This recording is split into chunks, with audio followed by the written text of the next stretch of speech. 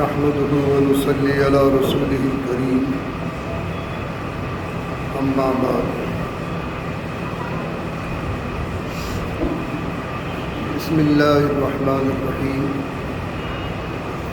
وقال أصحاب رسول الله صلى الله عليه وسلم يا رسول الله ما هذه الأضاحي قال سنة أبيك إبراهيم عليه السلام قالوا فما لنا فيها يا رسول الله قال بكل شعرة حسنة قالوا فالصوف يا رسول الله قال بكل شعرة من الصوف حسنة أو كما قال عليه الصلاة والسلام اللهم طهر قلبي من النفاق وعملي من الرياء ولساني من الكذب وعيني من الخيانة فإنك تعلم خائنة الأعين وما تخفي الصدور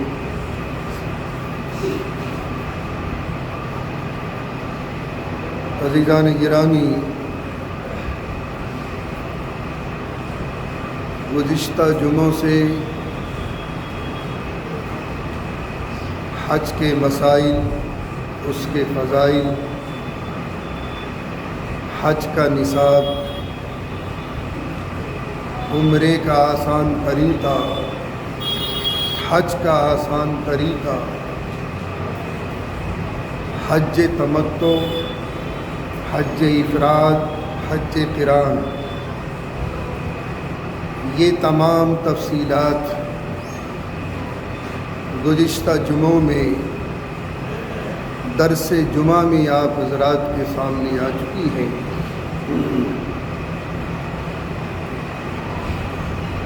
اور قابل ستائش ہے ہماری وہ ٹیم جو حج کا تربیتی کیمپ لگاتے ہیں۔ اس سال فاطمہ مسجد میں وہ کیمپ لگا تھا۔ آخری دن میری وہاں حاضری ہوتی ہے۔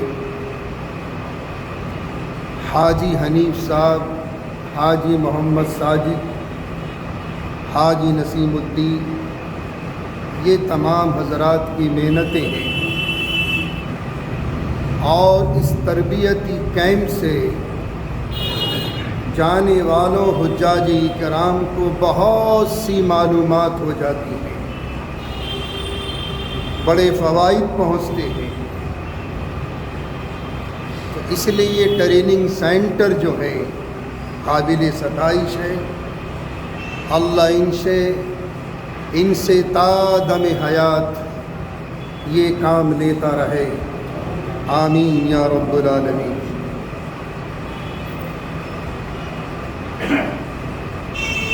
آج کا جو موضوع ہے جمعے کے درس کا، قربانی کس پر واجب ہے، قربانی کا نصاب کیا ہے۔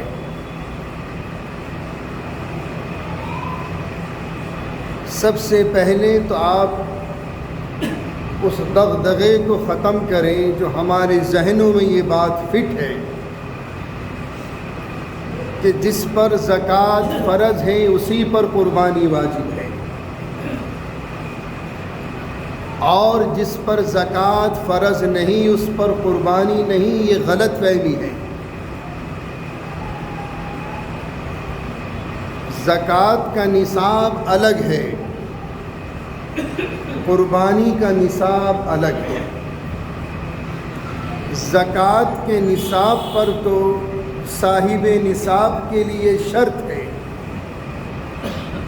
کہ چاند کے اعتبار سے پورا سال گزر جائے اس مال پر تو زکوٰۃ واجب ہوگی۔ ہاں، یہ کہنا درست ہے کہ جس پر زکوٰۃ فرض اس پر قربانی واجب۔ یہ کہنا درست نہیں ہے کہ جس پر زکوٰۃ فرض نہیں اس پر قربانی نہیں۔ قربانی کے نصاب کے لیے اگر آپ کے پاس نقد روپیہ نہیں، سونا چاندی نہیں، مال تجارت نہیں، البتہ گھر میں وہ فالتو سامان موجود ہے جو وداؤٹ یوز ہے، جو استعمال میں نہیں آتا۔ فرنیچر کا سامان ہے، تانبے پیتل کے برتن ہیں، بوریے میں بھرے رکھے ہیں، استعمال میں نہیں آتے، یا ٹرنک میں بھرے رکھے ہیں،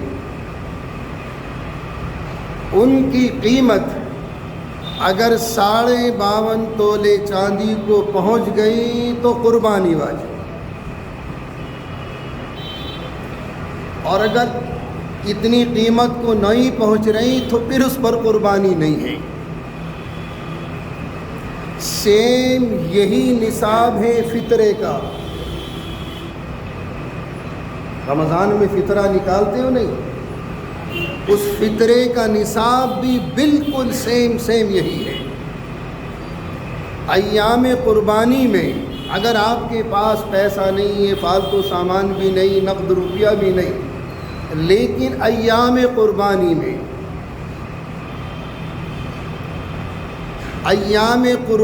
میں ان 3 دنوں میں اگر آپ کے پاس اتنی رقم آ جائے کہ جس سے آپ 52.5 تولے چاندی خرید سکتے ہو تو قربانی واجب۔ ایک مسئلہ تو یہ ذہن نشی فرما لیں۔ دوسرا مسئلہ ہے، ہمارے جو بچے بالغ ہیں، بیٹا ہیں، بیٹیاں ہیں، اور وہ خود صاحب نصاب ہیں، وہ اپنی قربانی الگ کریں، وہ اپنی قربانی کریں، لیکن جو بچے نابالغ ہیں، ان نابالغ بچوں کی طرف سے والدین کے لیے قربانی کرنا واجب نہیں ہے۔ البتہ اگر کر دیں تو یہ نفلی قربانی مانی جائے گی، قربانی ہو جائے گی۔ جو بچے ہمارے بالغ ہیں، بچے ہوں یا آج بچے بھی جاب کر رہے ہیں، بچیاں بھی جاب کر رہی ہیں، تو لا محالہ ان کے پاس اتنا اثاثہ ہوگا کہ جس سے وہ 52.5 تولے چاندی خرید سکتے ہیں، تو ان پر قربانیاں کرنا واجب ہے۔ نابالغ بچوں کی طرف سے والدین کے لیے قربانی کرنا واجب نہیں ہے۔ اگر وہ کر دیں تو نفلی قربانی مانی جائے گی، قربانی ہو جائے گی۔ تیسرا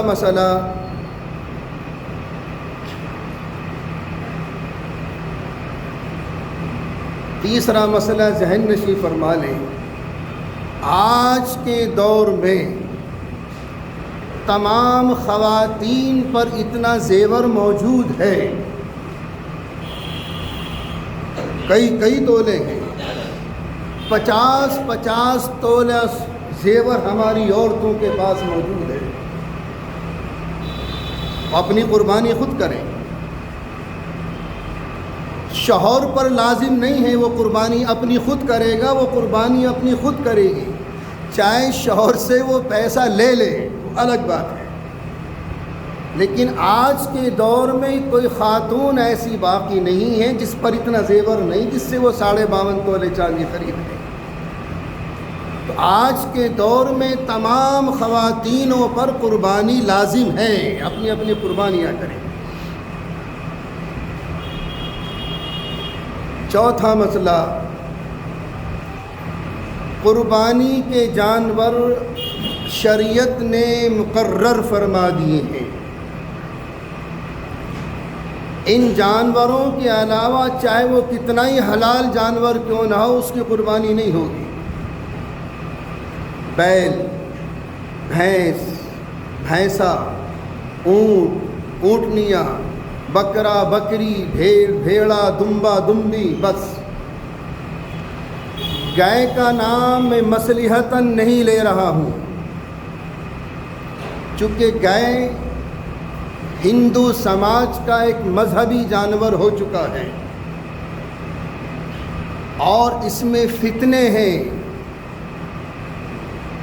جانوں کی بھی لالے پڑ جاتے ہیں۔ اس لیے جن اسٹیٹوں میں اس جانور کی قربانی کرنا نہیں ہے تو نہ کریں۔ اللہ کے ہاں جان زیادہ عزیز ہے بمقابلے مال کے، ایمان والی کی جان زیادہ عزیز ہے، تو اس لیے اس جانور کا تو تصور بھی مت لاؤ، اس کے متبادل دوسرے جانور موجود ہیں، حلال جانور موجود ہیں، بیل ہے، بھینس ہے، بھینسا ہے، اونٹ ہے، اونٹنیاں ہے، بکرا ہے، بکری ہے، بھیڑ ہے، بھیڑا ہے، دمبا ہے، دمبیاں ہیں، یہ جانور موجود ہیں۔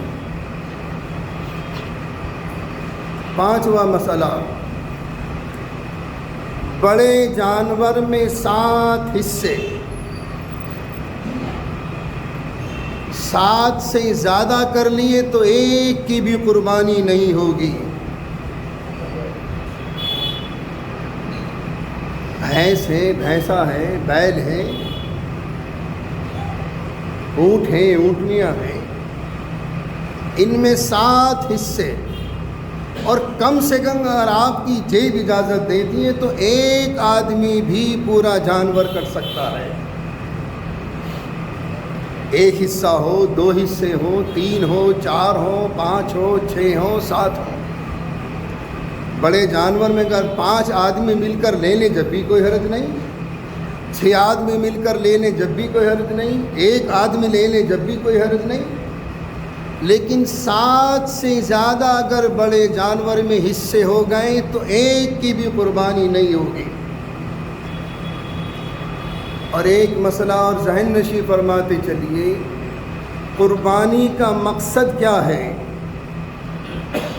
رضائے خداوندی، اپنے پروردگار کو راضی کرنا۔ ایک پہلو تو قربانی کا یہ ہے، دوسرا قربانی کا مقصد ہے اللہ کے نام پر خون بہانا۔